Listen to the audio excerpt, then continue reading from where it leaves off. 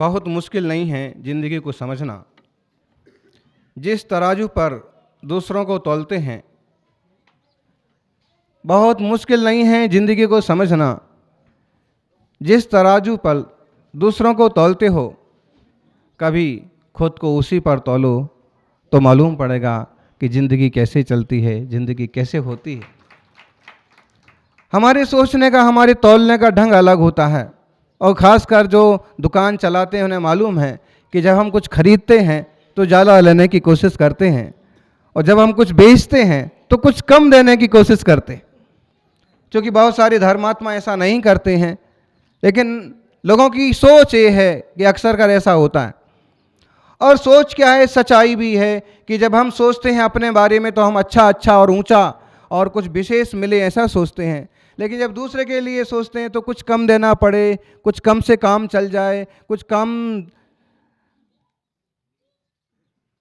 लेकिन एक आदत अच्छी नहीं है।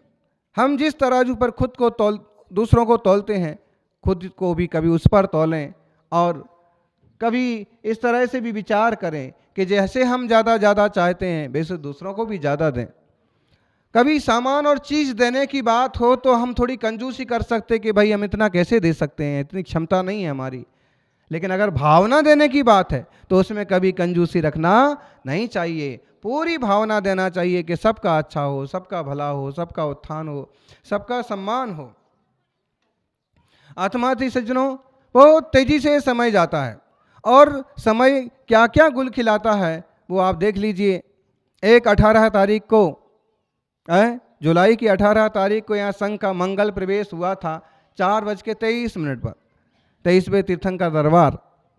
और चलते चलते फिर 18 तारीख आई नवंबर की, कि जो चौथे महीने के 4 महीने पूरे होने का अंतिम दिन था। उस 18 तारीख को भी पानी बरसा था, मंगल प्रवेश पर रिमझिम बरसात हुई थी, स्वागत हुआ था। इस 18 तारीख को भी रिमझिम बरसात हुई। वो इतनी लाभदायक सिद्ध हुई कि लोगों ने उसे चमत्कार माना और भगवान की कृपा मानी। ये बारिश भी हुई तो चमत्कार ही, लेकिन एक तरह से नुकसानदायक साबित हो गई। मुख्यमंत्री का आने का पूरा भाव था, लेकिन ना समझ अधिकारियों ने कह दिया कि बहुत पानी बरस गया है, थोड़ी सी बूंदाबांदी थी और यहाँ हेलीपैड बन रहा है और कैसे उतरेगा और वगैरह। तो एक लाभदायक हो गया, दूसरा भगवान के लिए तो कोई नुकसानदायक नहीं होता है। यदि अपना पुण्य चाहिए, उनका पुण्य चाहिए, इतने लोगों का पुण्य चाहिए कि इसी वीतरा की प्रतिमा का दर्शन हो, इतने बड़े संघ का दर्शन हो। लेकिन फिर 19 तारीख आई, पिछी परिवर्तन हुआ और फिर कुशलगढ़ में शिलान्यास हुआ। बड़े अच्छे और भावुक लोग हैं, प्राचीन जूना मंदिर का नए ढंग से निर्माण कर रहे हैं। और बागौल जी में भी जाना हुआ, चूँकि एक नदी किनारे बहुत सुंदर सा छोटा सा तीर्थ है, लेकिन जब भी वहाँ जाते हैं तो ऐसे लगता है कि जैसे हम काशी बनारस में, बनारस गंगा नदी के किनारे पर और भेलूपुर पार्श्वनाथ भगवान के दर्शन को आ गए हों, बदेनी घाट आ गए हों, क्योंकि थोड़ा सा नज़ारा वैसा बनता है। वहाँ के बाद कुशलगढ़ के प्राचीन नवीन जिनालयों का दर्शन किया, जिन बिंबों का दर्शन किया। फिर एक और कहते हैं कि कभी यहाँ बहुत बड़ा नगर था और कभी यहाँ जैनों का जबरदस्त प्रभाव था। तो मंगलेश्वर जो अभी कहलाता है, वहाँ के अधिकारियों ने आग्रह किया तो वहाँ भी गए और मंगलेश्वर में जो देखा कि एक प्राचीन जिनालय मिट्टी में दबा हुआ है, जैसे उसकी कुछ हिस्सा दिखता है, एक मूर्ति दिखती है छोटी सी जो चौखट पर बनी होती है, और एक छोटी सी छतरी बनी हुई है और बहुत सारा मिट्टी से दबा हुआ है और 25-30 शिलाएँ यूँ बिखरी पड़ी हैं। तो वो सब फिर स्कूल में जहाँ विश्राम हुआ, वहाँ पर स्कूल की दीवारों में जो बाउंड्री वाल बनाई, किसी समझदार आदमी ने इतनी समझ से काम किया कि चलो मूर्तियाँ इधर उधर क्यों पड़ी रहें। तो जो जिनालय के मंदिर की मेहराव वगैरह हैं, भगवान का परिकर है, उसके जो कुछ पत्थर मिले कि 24 तीर्थंकर की मूर्तियाँ लगी हैं, कि यूँ लाइन से भगवान विराजमान हैं, कि अभिषेक को ले जा रहे हैं इंद्र लोग, वैसा कुछ परिकर है, वो सारे पत्थर लेके दीवार पर लगा रखे हैं। क्योंकि वो सब मिल जाना चाहिए और अंधेश्वर में विराजमान कर लेना चाहिए, क्योंकि वहाँ दीवार में तो क्या काम है। और जब कभी वहाँ खुदाई आप लोग कराएं और कभी वहाँ से कुछ प्राप्त करें और फिर कोई योग बने कि वहाँ भी एक सुंदर सा मंदिर बने, और अगर वहाँ कुछ ज़्यादा ना मिले तो जो भी कुछ मिले उसे यहाँ ला करके उसके एक नया रूप दे करके अपन अपने पुरातत्व की सुरक्षा करें। आप विचार कर सकते हैं कि इतने बड़े बड़े पत्थर अगर वहाँ पड़े हैं तो कितना बड़ा मंदिर रहा होगा, और कौन सा भूकंप आया होगा, कौन सा परिवर्तन हुआ होगा कि सारा उथल पुथल हो गया। फिर भी इससे तो निश्चित सिद्ध होता है कि वीतरागी दिगंबर जैन धर्म सबसे प्राचीन है, बहुत महान है। कहीं भी खुदाई होती है मूर्तियां निकल पड़ती हैं। कितना महान रहा होगा यह वीतराग शासन कि इतने सारे जिनबिंब मिलते हैं, इतने सारे मंदिर मिलते हैं, कितने लोग मानने वाले रहे होंगे, कैसे गांव गांव में और वीतरागी जिनालय बने होंगे, और कैसा चौथे काल का दृश्य हुआ करता होगा। सज्जनों, जो कुछ हुआ हुआ, समय तो अपना खेल दिखाता है। हमें चाहिए कि आज हम सब सक्षम हैं, एक तरह से कम इतने तो सक्षम हैं कि जिन भगवान और जिन प्रतिमाओं और जिनालयों की सुरक्षा कर सकते हैं। प्रभु करे और सक्षम बने यह वीतरागी शासन को मानने वाले, और पूरे देश और दुनिया में अहिंसा सत्य सदाचार का जय घोष होना चाहिए। महावीर स्वामी की प्रतिमा जन जन को सुख समृद्धि और आनंद देने वाली है। संविधान की जो हस्तलिखित कॉपी है, प्रति है, ग्रंथ है, उसमें भी एक जगह भगवान महावीर स्वामी का ध्यान अवस्था का चित्र खींचा गया है। उस 50-70 साल पहले जब उसकी रचना की, और जो भारतीय मुद्रा में 4 शेर बताए जाते हैं, 3 सिंह दिखते हैं हमें, वो सारनाथ जो सिंहपुरी है, कौन से भगवान की जन्मस्थली है? सिंहपुरी, श्रेयांसनाथ भगवान का जन्म स्थल, 3 कल्याणक 4 कल्याणक स्थली। वहाँ पर हम लोग गुरुदेव के सानिध्य में गए थे, तो वहाँ बाकायदा आज भी वो पिलर है, बस वो जैन मंदिर के पास ही है, क्योंकि उसको फेमस इस ढंग से कर रखा है कि सारनाथ का स्तंभ है ओम, जिन स्तंभ सिंह, 4 सिंह, महावीर भगवान के शासन का प्रतीक, कि ये शासन ऐसे बढ़ेगा, निर्भीक है, निडर है, सबका कल्याण चाहने वाला साहसी शासन है। तो बहुत महत्वपूर्ण, और जो ध्वज पर, तिरंगे झंडे पर जो बनाया जाता है, और लोग उसे अशोक चक्र बोलते हैं, वास्तव में वो धर्म चक्र है, तीर्थंकर चक्र है। 24 तीर्थंकर का प्रतीक, 24 आरे लाइन जो भी है। लेकिन हम अपनी इस प्राचीन संपदा को कहीं पाते हैं तो इसकी रक्षा सुरक्षा करना चाहिए। देखिए इस तीर्थ का कितने अच्छे से और बागोल जी का कितने अच्छे से रख रखाव और विकास कुशलगढ़ और यहाँ के लोगों ने किया है।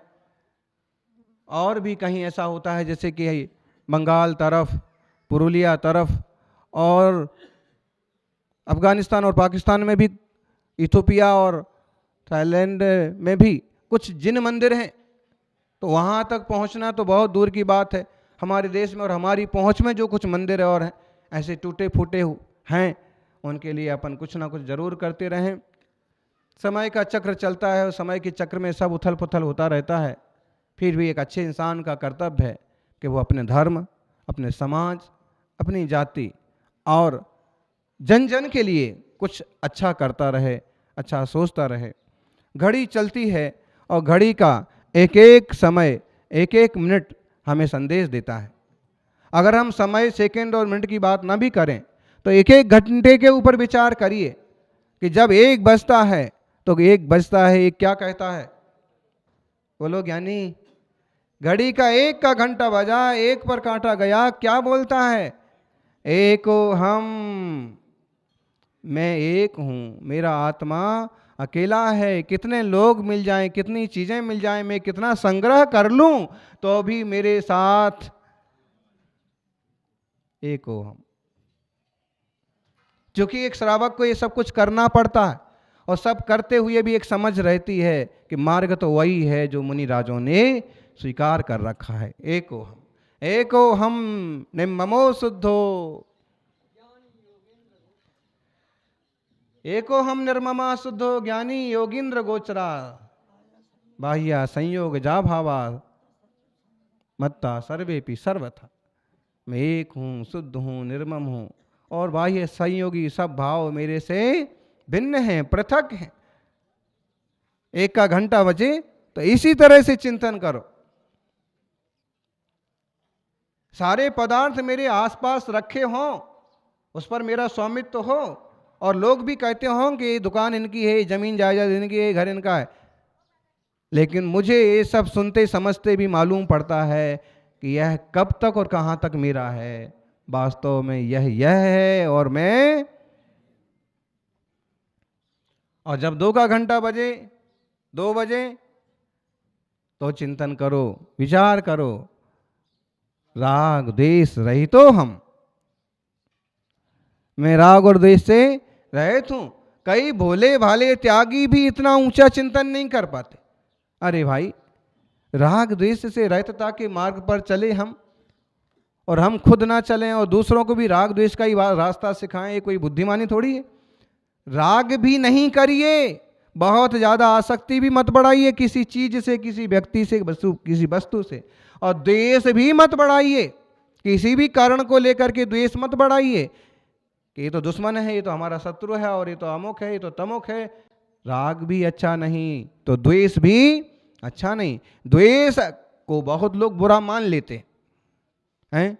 जैसे आजकल राजनीति में भी एक शब्द आ गया है कि बोले अमुक पार्टी तो द्वेष की राजनीति करती है, अमुक पार्टी वाले फिर कहते हैं क्या, अमुक पार्टी वाले सब घृणा की राजनीति करते हैं। तो घृणा और द्वेष को तो बहुत लोग बुरा मान भी लेते हैं। मानना ही चाहिए, क्योंकि आप घृणा मत करिए किसी से, द्वेष मत करिए, वो भी इंसान है, वो भी जीना चाहता है। इसको तो बहुत लोग बुरा मान भी लेते हैं, लेकिन राग को कौन बुरा मानता है? तीर्थंकर भगवंतों की वाणी और मुनि राजों की चर्या के अलावा कौन है ऐसा जो कहता हो कि राग भी बुरा है? राग के लिए तो प्रेरित करते हैं, प्रेम करो, प्रेम करो, लेकिन इसका अर्थ समझना। अगर यही बात महावीर स्वामी कहते हैं कि प्रेम करो, मैत्री भाव जगत में मेरा सब जीवों से नित्य रहे, उसका बहुत गहरा अर्थ है। ये प्रेम करो जो महावीर स्वामी कहते हैं, उसका मतलब है कि सबके प्रति आत्मीय दृष्टि, 5 पापों का त्याग, हिंसा, झूठ, चोरी, कुशील, परिग्रह, इन सबों का त्याग। पूरा ना बने तो जिससे अणुव्रत बन जाएं, कम से कम उतना तो त्याग कर दो। अहिंसाणुव्रत, सत्याणुव्रत, अचौर्याणुव्रत, ब्रह्मचर्याणुव्रत, परिग्रह, परिमाण अणुव्रत, महाव्रत ना सही, अणुव्रत सही, उतना त्याग कर लो। 5 का घंटा बजा, 5 इंद्रियों को वश में करो, 5 महाव्रत धारण करने का भाव करो, 5 समितियों का पालन करो, और 6 का घंटा बजा तो 6 कर्म, श्रावक के 6 आवश्यक, देव पूजा, गुरु पास्ति, स्वाध्याय, संयम, तप, दान, 6 आवश्यक कर्तव्यों का पालन करना, 6 काय के जीवों की रक्षा करना, 5 स्थावर और 1 तरस, इन्हें हमारी तरफ से कोई बाधा ना हो, वो ध्यान रखना चाहिए भाई। 6 काय की जीव की रक्षा करना, और 7 का घंटा बजा तो 7 तत्व, जीव, अजीव, आश्रव, बंध, संबंध, नजरा, मोक्ष। 6 में 6 द्रव्य भी हैं।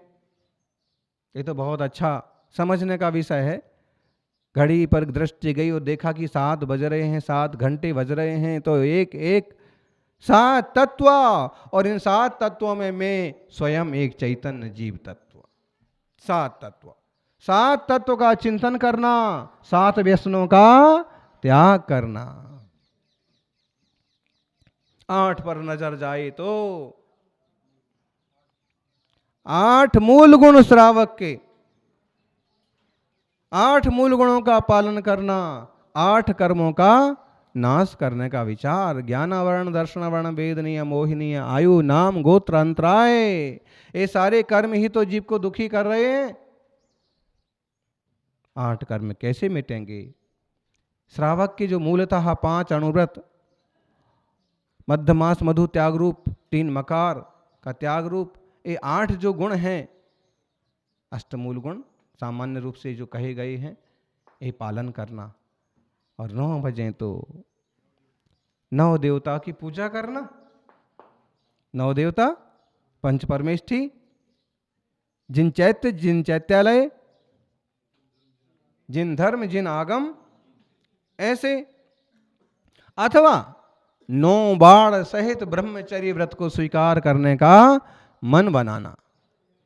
शीलवाड़ 9 राख, ब्रह्म भाव अंतर लखो। तो 9 बजे तो 9 देवता, 9 पदार्थ का चिंतन। और 10 बजे तो 10 धर्म, जीवन का आधार, जीवन का मंगल करने वाले 10 धर्म का चिंतन करना।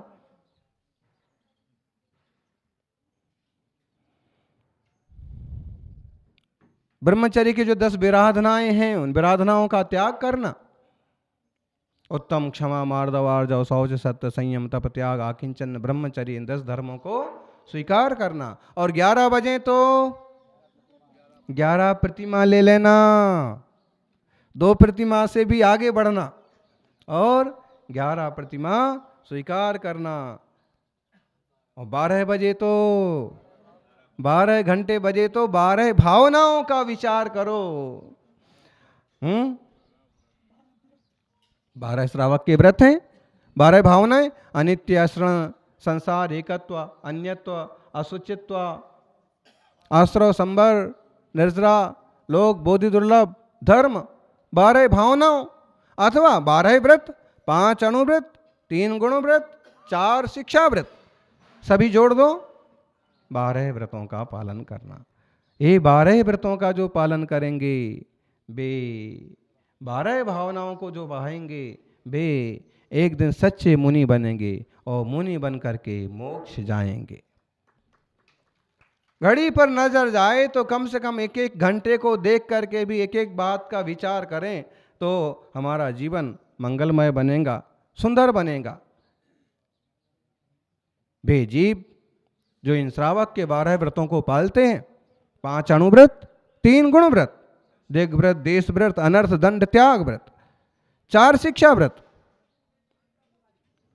सामयिक, पुरुषोपवास, भोगोपभोग परिमाण, अतिथि समविभाग, मुनिराजों का पड़गाहन करना, ऐसे जो 5, 3, 8 और 4 12 व्रतों का पालन करते हैं वे श्रावक ही एक दिन परम मुनि दशा को स्वीकार करते हैं और सिद्ध दशा को उपलब्ध होते हैं। हम सभी सिद्ध हों, शुद्ध हों, मंगलमय हों। जय बोलिए 24 तीर्थंकर भगवान की।